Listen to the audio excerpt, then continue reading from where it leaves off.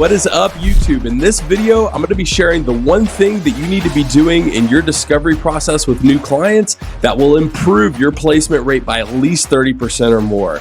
For those of you that don't know me, my name is Patrick Barber. I'm CEO of seven-figure recruiting agency Search Now. I'm also the founder of a group called Millionaire Recruiter Club, where we show new and experienced recruiters how to start and scale their recruiting and staffing business to seven figures and beyond. Listen, if you are interested in hearing anything and all things recruiting and staffing related, anything related to business or leadership or scaling your business or any of that good stuff, please do me a favor, subscribe to this channel, smash that subscribe button. That way you're alerted as we post new content, which we do frequently. This content is designed specifically to help you have an edge in your business and either getting started or scaling your business if you're already up and running. The other thing I'd ask you to do is please join us in Facebook. We have a free Facebook group called Millionaire Recruiter Club. There are tons of experienced recruiting and staffing professionals in that group. We talk and cuss and discuss all things staffing and recruiting related. It's a great place to crowdsource information and all that. So please meet us there. We'd love to have you. Now, let's get into it. As my good friend Sandra pointed out to me recently, there's actually a misconception that there are only really two phases to the recruiting and staffing business. The first phase being business development and sales. The second phase being the actual recruiting piece, but there's actually a third phase to this business, and that third phase is the art of the deal and getting the deal done. Meaning, you have an offer in place to a candidate that you have presented, and that candidate has accepted and ultimately shown up for their first day of work. That in and of itself is the deal, and she was right when she said that. It gave me an idea to create this video because I think it is super clear. There is actually one data point out there that all of you should be collecting upstream in your process with your client in order to give yourself the most likelihood, the greatest probability, and as much ammo and leverage as possible when it comes time to get that deal done, okay? And so most of you are not doing this, just from the folks that I talk to and the folks that come into the group, typically are missing this component, and it is absolutely critical in order to get deals done, okay? And so the one data point that you absolutely have to be collecting from your client is not necessarily the skill set that they're after, or the salary range that they're going to pay, or any of that kind of stuff. Although, yes, that is obviously very important so that you know who you're looking for. But the one data point that is actually going to help you get a deal done is going to be uncovering and understanding exactly what kind of pain your client is in as it relates to the role that you are working on for them, okay?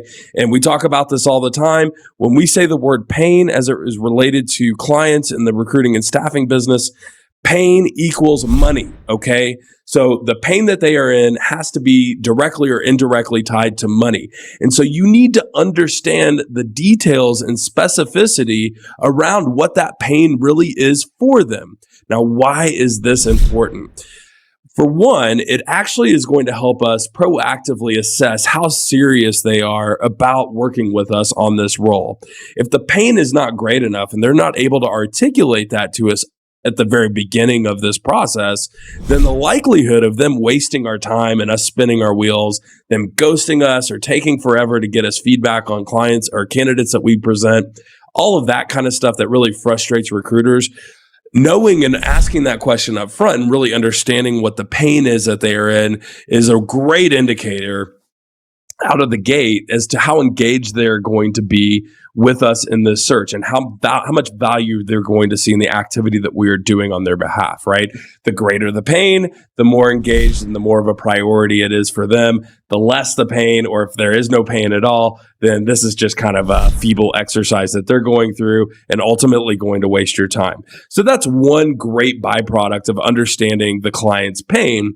But really, ultimately, in order to get a deal done where an offer, a legitimate, a meaningful offer is in place for a candidate that you've presented, and ultimately to get that offer accepted, understanding their pain is absolutely critical. You have to do it. And here's why. Hiring managers, decision makers, HR professionals who we ultimately rely on to get meaningful offers out to candidates and really help us to move the process along so that we're able to close a deal, oftentimes they really work against us and ultimately themselves as we get closer to getting a deal done. Oftentimes, this will present itself in the form of a lowball offer, or being indecisive on making candidates offers, or being wishy-washy on the requirements, or any of this kind of stuff. This happens pretty frequently, not with all clients, but it does happen often enough that we do need to have some sort of game plan and strategy to execute when these situations arise, because they will arise. So, what do we want to do? What happens is, especially with hiring managers, they're dealing with 100 different things on their plate, and it's not uncommon for them to get tunnel vision on different things, finite issues that are in the weeds, and ultimately block their ultimate perspective of solving whatever problem it is that they're dealing with through hiring this person, okay? And so oftentimes they lose sight of the fact that, hey, I'm in a lot of pain right now as it relates to this vacancy. I need to really take a step back and prioritize working towards a solution here through making an offer that is meaningful, knowing exactly what I want, so on and so forth, so that we can get this deal done, get this person into my business, so that I can get into some relief and solution for my own problems that will ultimately help make either myself or my company more money. Okay. And so we have to have that data point. In order to do that, we have to have that data point of what their pain really is to shake them and refocus their attention on solving the pain. Okay. And so this is super, super important. That's why that data point is so critical. So for instance, if you get a lowball offer and they want to make a lowball offer to your candidate, let's say $5,000 less than what was originally kind of discussed and agreed upon and acknowledged as far as what an offer would look like. If they come in at $5K, you now have something to go back to them with and say, hey, Jan, are you sure that it's really worth $5,000 to not bring Christine in, even though she could potentially get this product rolled out to your market faster than anticipated and therefore allow you to hit your revenue targets, or something along those lines? That way, it really kind of reframes the situation and the decision that they're about to make in a way that drives towards the solution that solves for their pain. Okay. Super, super important. You can't do that unless you understand what that pain is, and you need to know the specificity around it. Another example. If a client or a hiring manager is really uncertain on the qualifications or the skill set that they're looking for in the role, obviously that's a problem for a couple of different reasons. But again, you have an opportunity to kind of take the lead, grab the bull by the horns, and really refocus them on getting into a solution. And so a way that you could do that would be to say, John, I got to stop you here because we're spinning our wheels a little bit. Are you still having a major issue with shipping defective products to your client base? Yes. Okay, then let's get a legitimate QC person in here so that we can control your quality, so that you're back to shipping good product out to your clients, so you don't lose market share. Let's get it going. Are you good with that? Yes. Cool. All right. Now we're moving.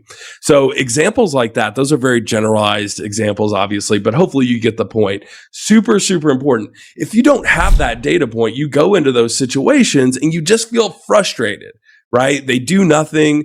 The lowball offer comes in. You're just kind of hoping that your candidate takes this crappy offer, or that it just kind of works out. That's not a legitimate strategy, and that's going to cause you a lot of pain and a lot of frustration, and ultimately potentially not making placements consistently, which is going to be a problem for you in your business. I hope you found this valuable, and if, again, please smash that subscribe button if you found value in this and you want to hear more stuff from us, and also join us in our free group on Facebook, Millionaire Recruiter Club. The link is in the description below. And take care. Have a good one. We'll catch you next time.